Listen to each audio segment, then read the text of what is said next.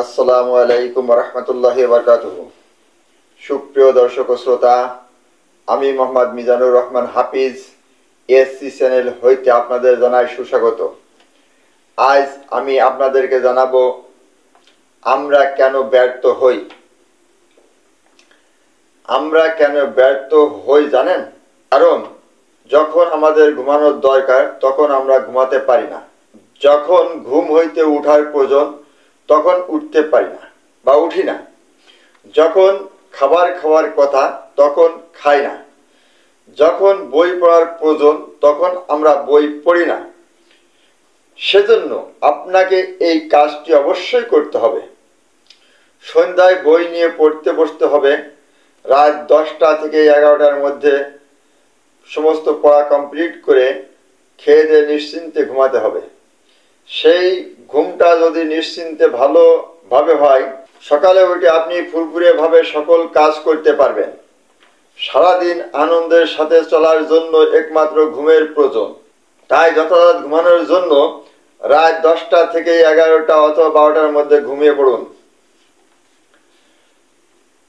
যথাসময়ে কাজটি যদি সম্পন্ন না করা হয়, নিজের যোগ্যতার থেকে বেশি প্রত্যাশা করা হয়, সময় শেষ হয়ে গেলে মনে পড়া বা ইচ্ছা জাগা, সত্য কথা না বলা বা অন্যকে ফাঁকি বা ক্ষতি করার জন্য মগ্ন হয়ে থাকা। তাই এই প্রসঙ্গে আমি বীর মুক্তিযোদ্ধা, গীতিকার, কবি, সাহিত্যিক ডাক্তার মোহাম্মদ আহাদ আলী রচিত ভোরের আশা বইয়ের ইচ্ছা করে কবিতাটি হইতে কয়েকটি লাইন বলতে চাই। কবিতার নাম ইচ্ছে করে, লিখেছে ডাক্তার মোহাম্মদ আহাদ আলী।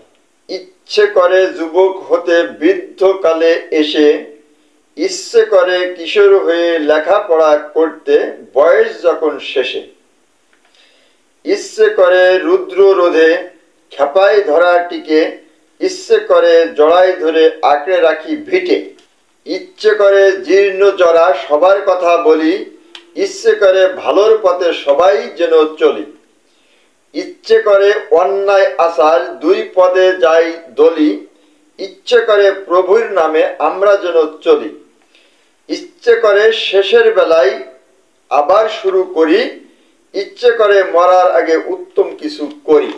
আমি এই কবিতাটি বললাম। এই কবিতার ভিতর হইতে আপনারা কিছু জ্ঞান গ্রহণ করুন। আর এটা বলবো যে যদি সার্থক হতে হয় তাহলে অবশ্যই আপনাদেরকে সত্য কথা বলতে হবে, এবং যারা সার্থক হয়েছে ঠিক তারা যে কাজগুলো করছে সেই কাজগুলো করে চলতে হবে। আজ এখানেই রাখছি। আসসালামু আলাইকুম ওয়া রাহমাতুল্লাহ।